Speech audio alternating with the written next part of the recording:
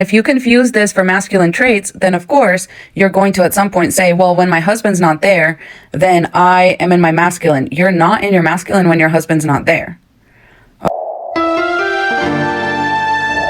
Delighted to have you, amazing viewer, at Comfort for Life. I bring to you a compilation of TikTok videos for educational purposes. If you're new here, consider subscribing. To my returning viewers, I love and appreciate you. Thanks for your continued support. This video is a continuation of the previous video I made of the lady who was speaking of not dreaming of a home where the husband will have to stress over paying rent and paying all these bills, and she won't be comfortable staying home sleeping, knowing that there's a man out there who is the husband, you know, going out there to provide for her. So she would step in so that she can fully enjoy the presence of her husband. So this video right here, in this video, we are going to see why is it that you need a responsible man and not a masculine man. So there's a lot to learn in this video, and there's visual aids, you know, you saw it at the beginning, so there's visual aids provided. Take your notes. Let's enjoy the video. If the wife is holding the masculine energy, which is the responsibility, the leadership, providing, making sure everything goes the way it needs to go, planning everything, taking care of all the finances, taking care of everything that has to do with the kids, making sure that the family schedule and appointments and all those things. If the woman is in her masculine provider, protector, leadership energy, and the man is in his feminine, I'm going to do what is laid out for me. I'm not going to make the decisions. I'm going to take a back seat. I'm going to let my spouse lead where I go and guide the decisions we make. I'm going to basically filter everything through her. Instead of being in their masculine energy, the balance is never going to be right. And a lot of times the side effects of this are resentment, terrible communication, lack of intimacy that's not forced. You end up as a woman being not attracted to your husband because he's not exhibiting the instinctual things that women are going to find attractive in a partner. Hi, if you see and relate to videos like this, can I please just talk to you for a second? I fear that what you're looking for is not a masculine man. You're simply looking for a responsible man.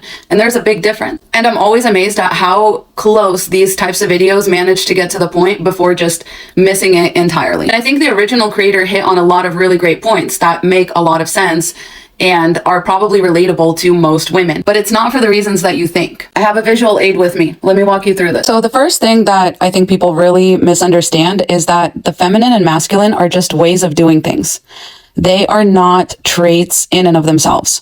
So when this woman in her video says that for a man to be in his masculine would mean to take his share of responsibility, leadership, providing, planning, finances, kids, appointments, management, all that kind of stuff, when she says that these are masculine traits, that's where you're being led astray, okay? And I think she's being led astray as well. These are not masculine traits. These go in the category of human/foundational traits, meaning that not only does every human benefit from taking on full ownership of these traits for themselves, but also that these are the foundational aspects of any relationship.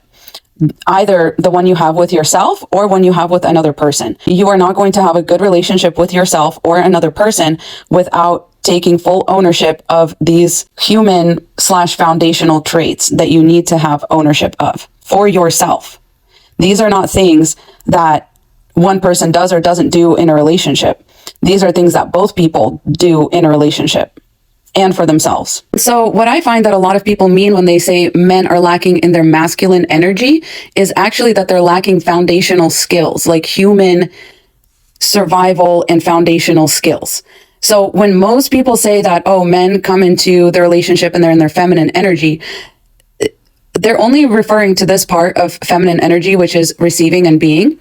But what they mean is this person is not using that as a mode of getting things done. They are not getting anything done. Okay, because these are just ways that you can do things, right? You can do something passively, you can do something actively, you can do something in a cooperative way, or you can do something in a competitive way. You can lead with your intuition, or you can lead with your intellect in any given situation. You can intertwine both. I mean, that's the best way to do things. These are tasks. These are not ways of getting the tasks done. These are the actual tasks. Okay, so what men come into their relationship lacking oftentimes are these human slash foundational tasks. And the reason that we give them credit for receiving and being is simply because all of these tasks are being brought into the relationship by just one person. Only one person knows how to bring this into the relationship. Thing is, it takes energy to do all of these things. It even takes energy to receive. It takes energy just to be. It takes energy to create, and it takes energy to consume. It takes energy to be cooperative, and it takes energy to be competitive. It takes energy to feel and think. It takes energy to listen and talk. Cyclical energy is still energy, as is linear energy. One is not lesser than the other. One does not take less energy than the other. These are just modes of wielding energy. And energy is what you need to get tasks done, which is what these are. These are tasks. A lot of times when one person is simply not doing anything, then yes, it does kind of put the other person into a more masculine energy, where rather than being able to relax and receive or create or feel or be able to follow your intuition, you're always in this mode because you're overproducing, that you're always giving, always producing, leads to more consumption, leads to feeling like unnecessary competition, always active, you're always thinking, you're always talking. When you produce a film, what you're doing is you're in charge of, you're making sure everything happens on the set that needs to happen. And you produce it. And that's what most women, that's the mode that they're in around a man, because a man is only receiving and being because he's lacking foundational human skills. So when women start to get too much into producing a man's life for him, like you are now actually becoming this person's foundation instead of falling through this hole and dying, frankly, because they don't know how to be responsible. They don't know how to take leadership and ownership of their own life. They don't know how to provide things for themselves. They don't know how to plan for the future. They're bad with finances. Instead of falling through that hole, they have somebody who is actually just a safety net for them, giving them these foundational skills. And that's why women feel like they're in their masculine energy, because it requires a lot of active energy, a lot of what we call masculine energy. Men are actually missing both. When we say that men are in their feminine energy, we don't really mean that. We just mean that they are receiving, they are simply being, and that they're being passive. But that is also associated with the lack of human and foundational skills, because it means that somebody else has to do that stuff for you while you get to just sit there and receive passively the fruits of their labor. That's why women get frustrated. It's not because men are not in their masculine. Men actually need to be both in their masculine and in their feminine, and so do women. The other thing that's funny to me about this whole thing is, so you say, I will be the feminine as the woman and you will be the masculine as the man. You are going to get very frustrated very quickly. Because if one person always takes responsibility in a way that's cyclical or repetitive, and one person only takes responsibility in a way that's linear, meaning like delegating or just a one-time task, right? That's supposed to last for a long time, you're going to get frustrated, because you should both be able to do things in a linear fashion and in a cyclical fashion.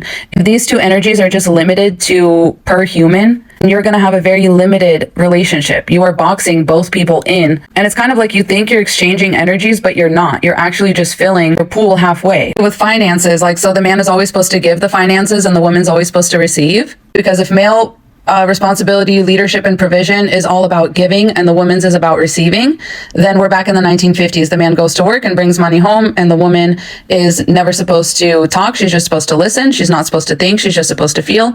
She shouldn't be active. She should be passive. The man should be competitive, but the woman should be cooperative. We're back in the 1950s if we're doing this. The other thing that I don't really like about this model of like separating out feminine and masculine traits and assigning them to either men or women is that because we live in a patriarchy, then automatically these traits are given a lot more credit and a lot more weight when it comes to how people should act. So we end up respecting these traits of, you know, producing and overproducing, consuming and overconsuming, competition. This is where we get ableism, right? Is like you have to be active, you have to be producing. This is why we put more emphasis on thinking versus feeling when they're both important. We put more emphasis on talking versus listening when they're both important. We put more emphasis on intellect versus intuition. And we tend to have more respect for linear growth, like see our stock market, versus cyclical sustainable growth. So when we say that men need to be in their masculine energy and there's a war on masculinity, I don't know what the fuck anybody's talking about. We already value these ways of operating way more than these ways. We have no respect for just simply receiving or being or creating, right? The first things we're trying to outsource to AI is art for some reason, even though it should be production, even though it should be, you know, consumption of data. No, we're outsourcing creation to something that has never even lived. So where's the war on masculinity? Where's the war on competition? We live in a capitalist society. We're not about cooperation. There's a war on femininity, and that's what people are not seeing. Okay, so when we remove this divide, that's when we can actually connect all of these things together. And that's when these two people can come full circle and really co-create. Now, their energy and their resources truly are limitless. If both people have human and foundational skills that they equally bring into their relationship, and if there's no hangups about how these things get done, then both people actually have a room to be a full human being. Why are we creating this unnecessary divide where one person has to always be, agreeable and passive and submissive, and the other person always has to be in charge? They're the captain of the ship. They get to talk and everybody else gets to listen. This is why it applies more to het couples, because we have this unnecessary divide, whereas really the biggest divide that's happening is between men and women having different training in these human/foundational skills. These are the things that boys are actually not really taught to do, is take responsibility for things, be good leaders, be good providers. They're not taught this. No matter what people say, men are not taught this. They're taught to receive and to be. They're taught that somebody else is going to come along and do all this for them. All their planning, manage their finances, manage their kids, manage their appointments. And so what they're actually lacking is the foundation. Okay, you are simply doing the things that you would do if he died. Do you know what I mean? You wouldn't be like, oh, now I'm in my masculine because my husband's dead. No, you'd be like, oh, now I just have to carry all of these things by myself. Okay, you're not in your masculine when you're helping carry the load. The load is there for both of you to carry. You're saying is my husband's not carrying the load, and I like it when he carries the load. These are not activities that belong to men. These ways of doing things do not belong to either men or women. Either way, you don't want to be in this little box. You want to have all of this space. Okay, as a woman, you should be able to lean on your intellect. You should be able to take pride in the things that you've given and produced to the world. You should feel very comfortable consuming things, as comfortable as men are. Men should feel just as comfortable, in their feelings, in their listening, able to be passive every once in a while. That's okay too, just not all the time. But when you only want to claim feminine or masculine energies, you're unintentionally boxing yourself up. And especially when you have kids, that means your kids are never getting a full human being as a parent. They're getting somebody who's only always in their masculine energy or always only in their feminine energy. Not to mention, that doesn't really work for moms. Dads can definitely be like, oh, I'm not going to listen to you, and we're not going to talk about feelings and all this stuff. I'm going to be competitive with you and not cooperative. Moms don't really get to do that. Still have to give of their time. They have to produce. They have to be active. They have to think. They have to talk with their kids. They have to use their intellect. They have to operate in linear time. So that means men can every once in a while be cooperative. That means they can every once in a while listen to their children. They can listen to their children's feelings.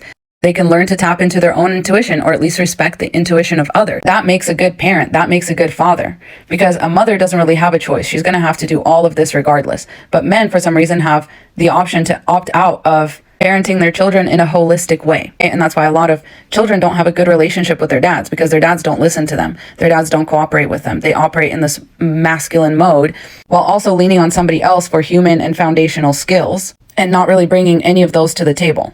And everything they do it only in this way. Whereas women have to bring all of this to the table for themselves, for the men, for the kids. They also have to somehow embrace all of these things, because men don't respect you if you don't lead with intellect, if you're not active, if you're not competitive, if you're not giving, if you're not producing. They don't like that. Men do want masculine women. They also want the women to be feminine.